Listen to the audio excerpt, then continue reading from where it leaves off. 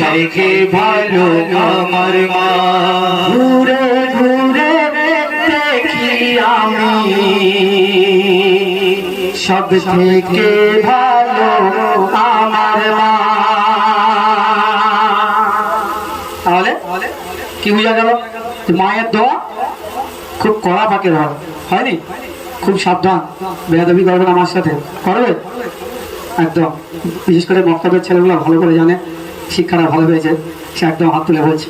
এর পরবর্তী অনেক শিল্পী আছে, তো আমরা লেডিস শিল্পীকে এখন দেবো, শুনবে? হ্যাঁ